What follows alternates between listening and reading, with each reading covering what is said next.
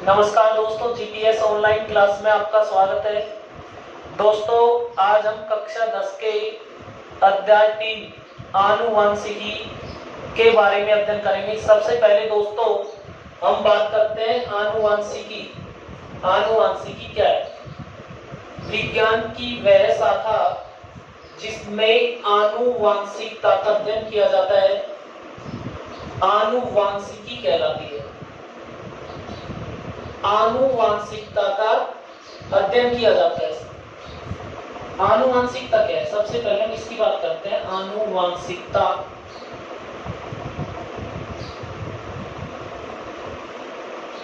माता पिता के गुणों का संतति में जाना आनुवंशिकता कहलाता है। जन्म के दौरान माता पिता के लक्षण पीढ़ी दर पीढ़ी स्थानांतरित होते रहते हैं। यानी जनकों के जो लक्षण है वो पीढ़ी दर पीढ़ी स्थानांतरित होते रहते हैं। इन लक्षणों को आनुवंशिक लक्षण कहा जाता है। क्या कहा जाता है? आनुवंशिक लक्षण।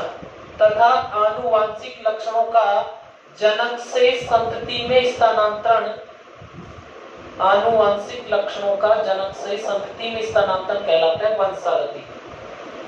तो एक बार हम आनुवंशिकी देखते हैं। विज्ञान की वह शाखा जिसमें सजीवों के लक्षणों, कौन से लक्षण? आनुवंशिकता और विभिन्नता का अध्ययन किया जाता है, आनुवंशिकी कहते हैं। दोस्तों, सभी सजीव एक समान नहीं होते हैं। जीवों में भिन्नता पाई जाती है और उस भिन्नता का कारण क्या है कि माता पिता के जो लक्षण है वो जन्म के बाद संतति में जाते हैं। और जब माता पिता के लक्षण संतति में जाते हैं तो उस समय जीव में भिन्नता आ जाती है, विभिन्नता आ जाती है।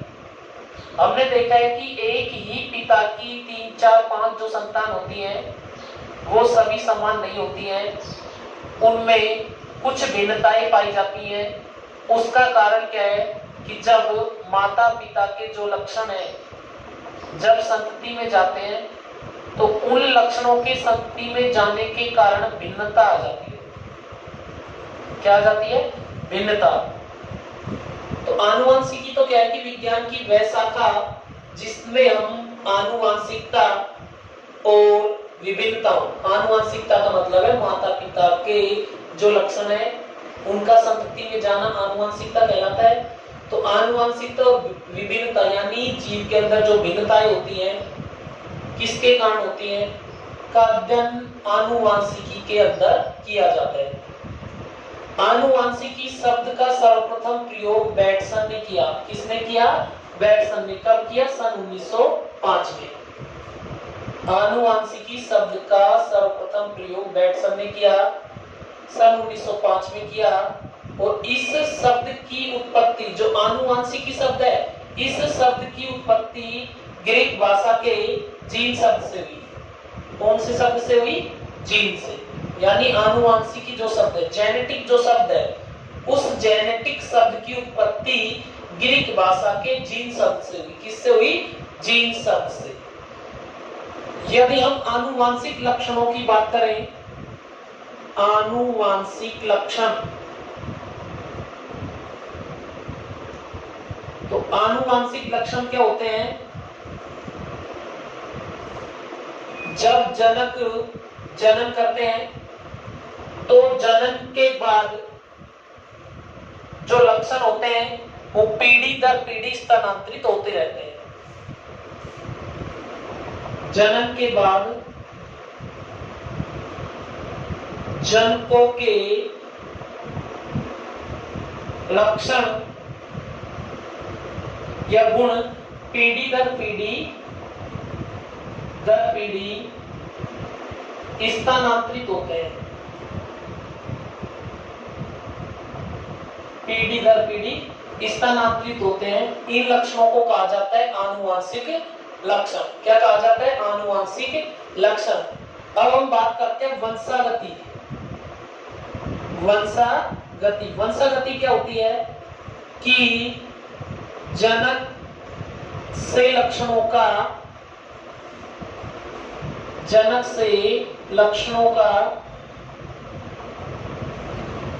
संतति में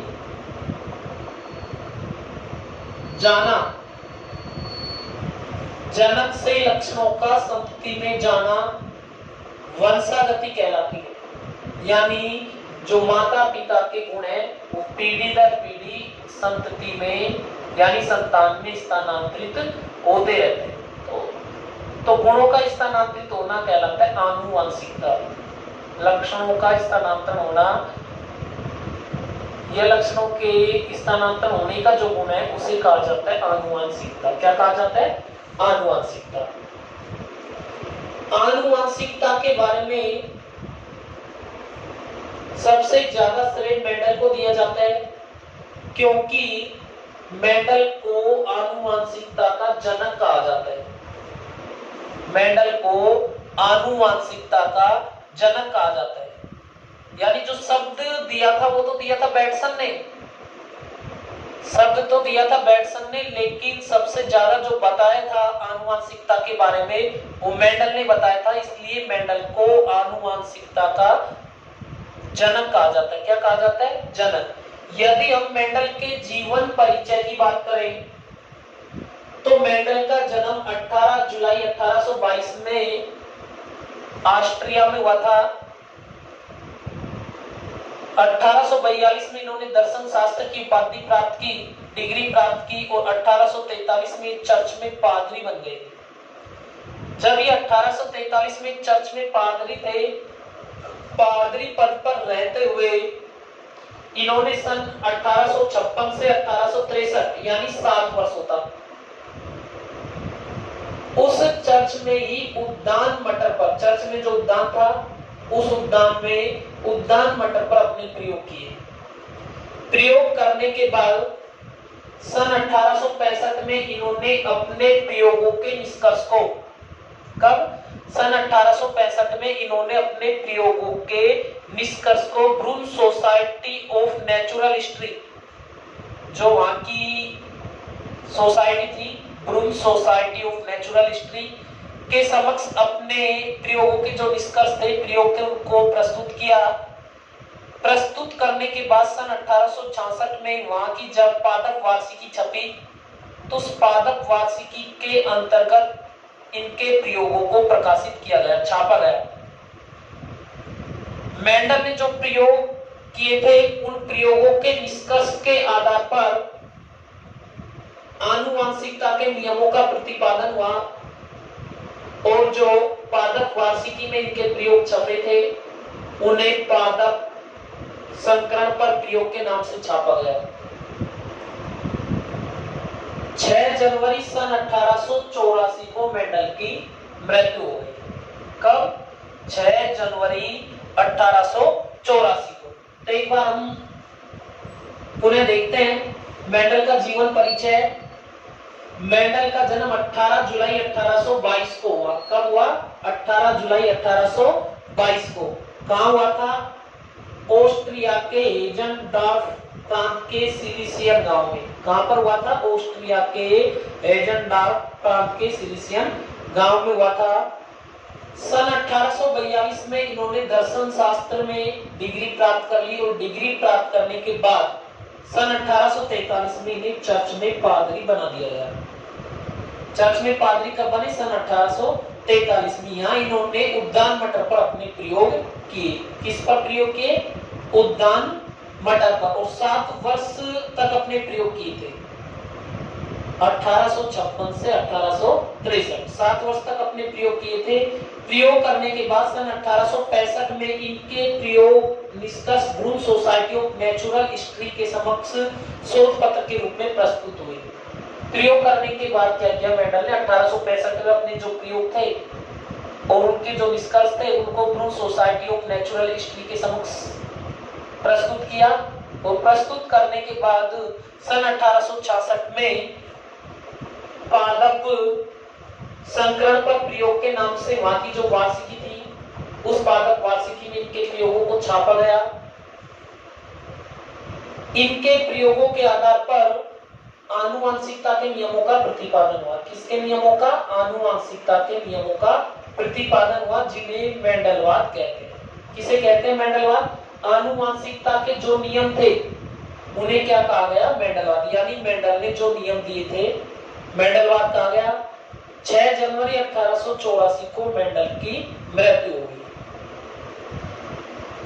दोस्तों एक रोचक बात यह है कि मेंडल ने जब अपने प्रयोग दिए थे Brunn society of natural history में, तो प्रयोग देने के बाद 1884 में इनकी मृत्यु हो गई थी और इनके जीते जी इन्हें अपने कार्य की सराहना नहीं मिली। यानी जो प्रयोग किए थे उन प्रयोगों के जो निष्कर्ष निकाले थे उन निष्कर्षों की सराहना मेंडल को जीते जी नहीं मिली। उसके बाद सन 1900 में जब कुछ वैज्ञानिकों ने जैसे हुगो डी व्रीज, सरमैन आदि कुछ वैज्ञानिकों ने जब पुनः प्रयोग किए तो उनके प्रयोगों के बाद पता चला कि मेंडल इन प्रयोगों के बारे में पहले ही बता चुके हैं। तो मेंडल को अपने कार्य की सराहना अपनी मृत्यु के बाद सन 1900 में मिली थी। इसके बाद हम बात करते हैं कि मेंडल की सफलता के क्या कारण थे। ऐसे कौन कौन से कारण थे जिसके कारण मेंडल अपने प्रयोगों में सफल हुए? कुछ ऐसे कारण थे जिनके रहते हुए मेंडल अपने कार्य में सफल हुए। पहला कारण यह था कि मेंडल ने एक बार में केवल एक लक्षण की वंशागति का अध्ययन किया था। मेंडल ने एक बार में केवल यानी एक समय में केवल एक लक्षण की वंशागति का ही अध्ययन किया। दूसरा जो कारण था, प्रयोगों के जो आंकड़े प्राप्त हुए थे उन आंकड़ों का इन्होंने सांख्यिकी के आधार पर, किसके आधार पर? सांख्यिकी के आधार पर सावधानी पूर्वक अवलोकन किया। और तीसरा जो कारण था वो यह था कि मेंडल ने जिस पौधे का चुनाव किया, यानी मटर का जब इन्होंने चुनाव किया था तो उस मटर के पौधे का चुनाव भी सावधानी पूर्वक किया था, जिसके कारण इनके प्रयोग सफल हो गए थे। यानी जो प्रयोग कर रहे थे उसमें सफलता प्राप्त कर ली इन्होंने। तो पहला कारण था मेंडल ने एक समय में एक ही लक्षण का अध्ययन किया। दूसरा जो कारण था, प्रयोगों के सभी आंकड़ों का सांख्यिकी अवलोकन जो किया था इन्होंने सावधानी पूर्वक किया। और तीसरा जो कारण था वो ये था कि जो पादप का चुनाव किया था उस पादप का चुनाव भी उन्होंने सावधानी से किया। अब एक क्वेश्चन निकल के आता है कि मेंडल ने अपने प्रयोगों में मटर के पौधे को ही क्यों चुना? कई बार क्वेश्चन आता है ये कि मेंडल ने अपने प्रयोग किए थे उसमें मटर के पौधे को ही क्यों चुना? क्या कारण था?